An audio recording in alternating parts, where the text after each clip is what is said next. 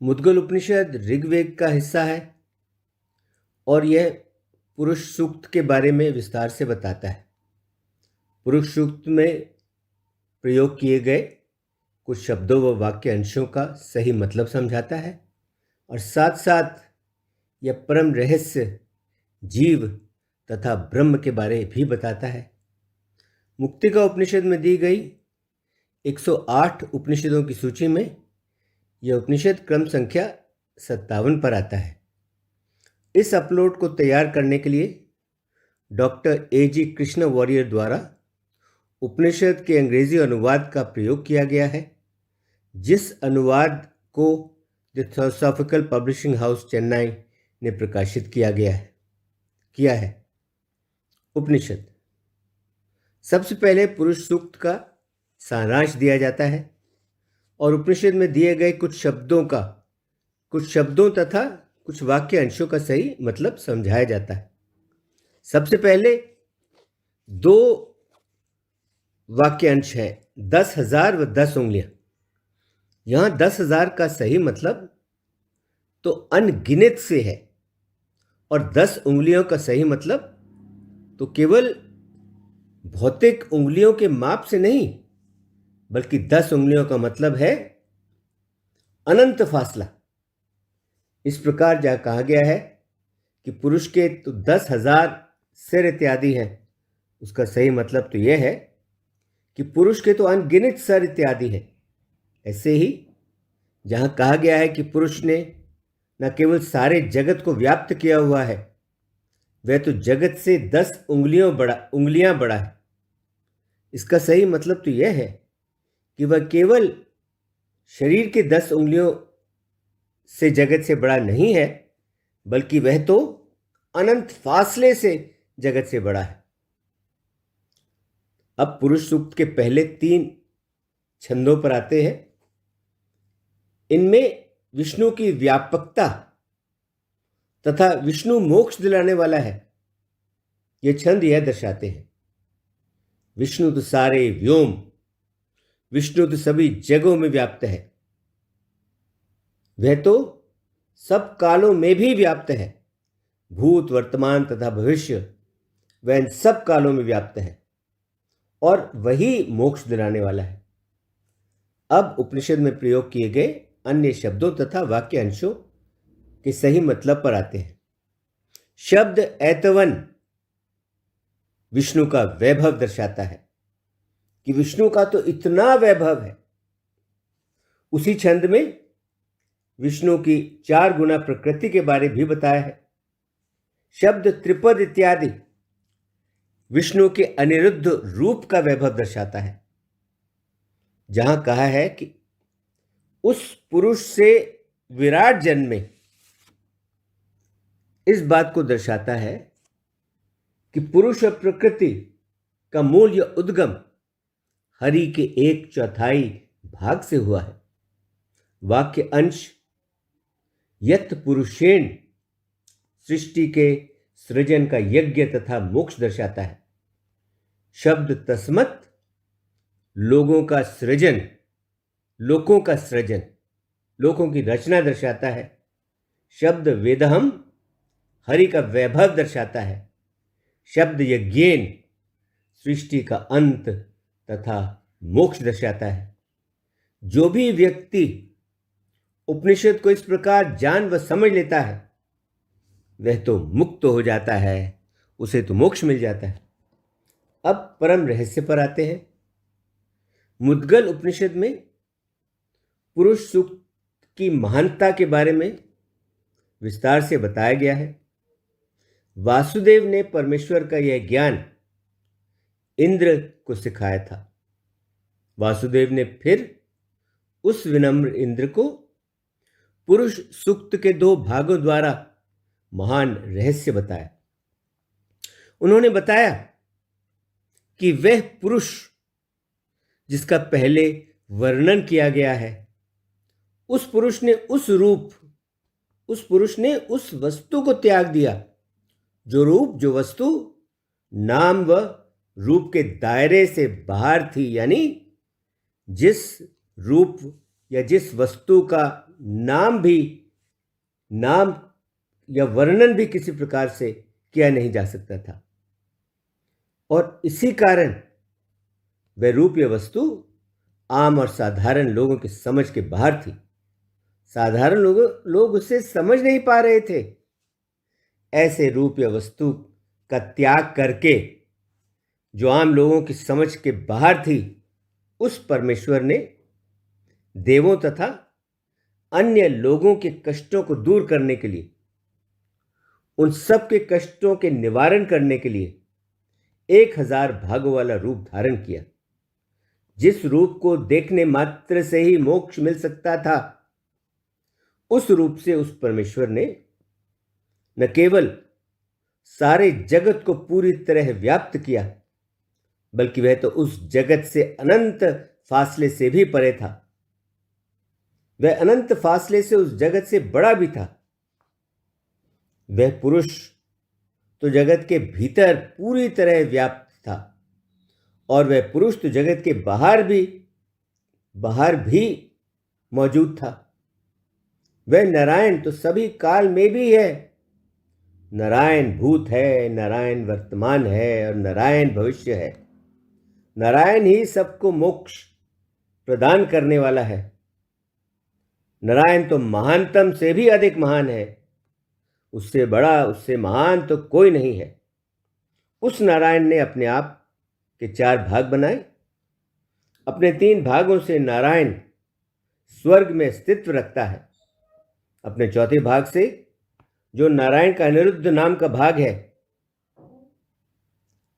नारायण के उस अनिरुद्ध भाग से सभी लोक अस्तित्व में आए।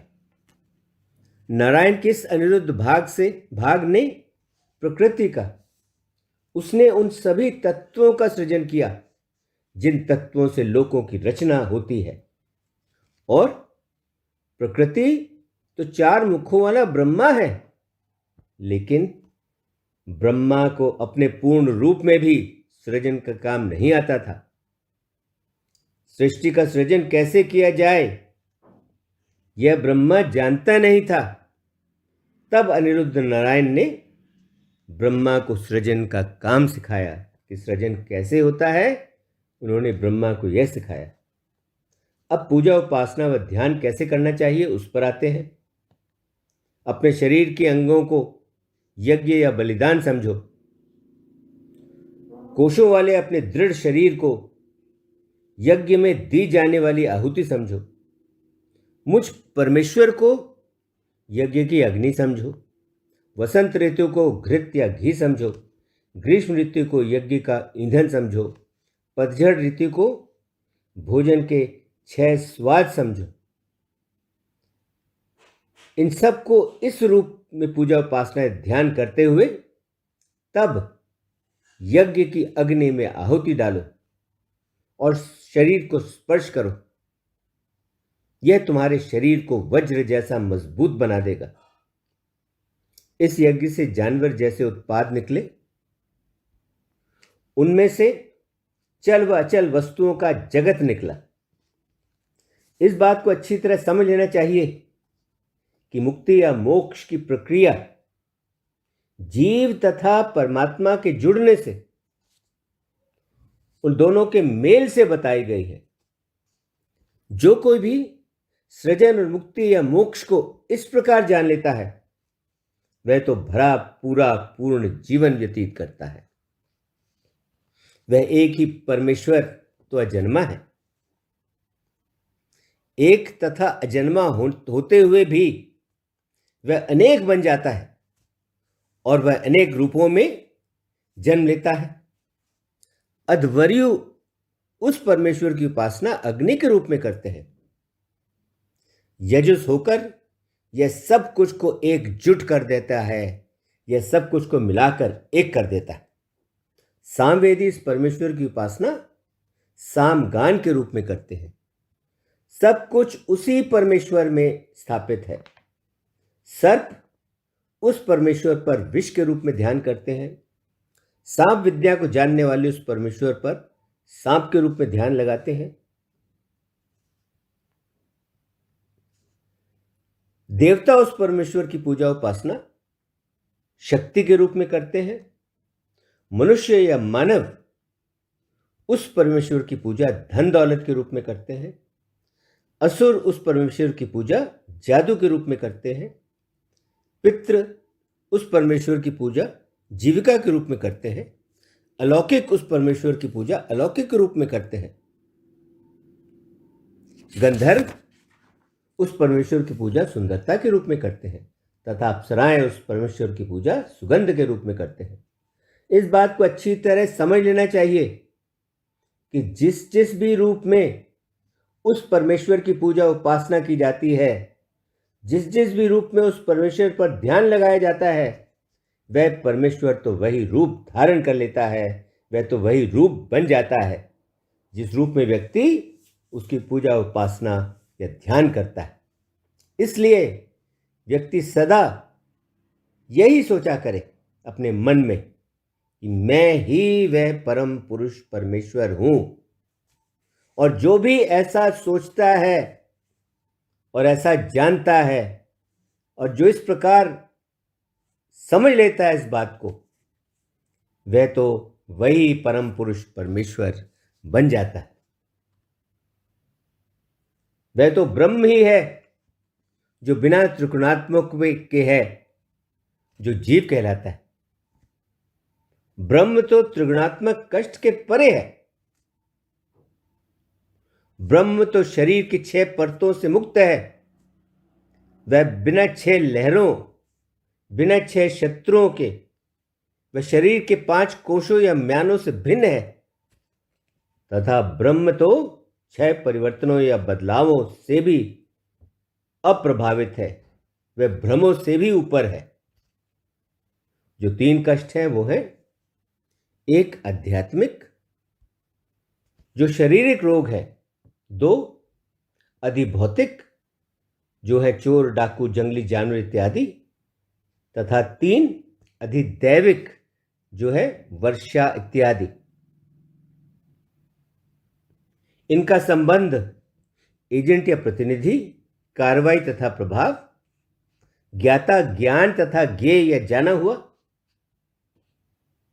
अनुभवकर्ता अनुभव तथा अनुभव किया गया, इन सब से है। शरीर की 6 परतें हैं, त्वचा, मांस, रक्त, हड्डियां, पट्टे तथा मज्जा। शत्रु हैं, 6 शत्रु हैं, काम, क्रोध, लोभ, मोह या आसक्ति, मद या घमंड तथा मत्सर्य या ईर्ष्या। 5 कोश है, अन्न का कोश, प्राणाधार श्वासों का कोश, मन का कोश, चित्त या बुद्धि का कोश तथा आनंद का कोश।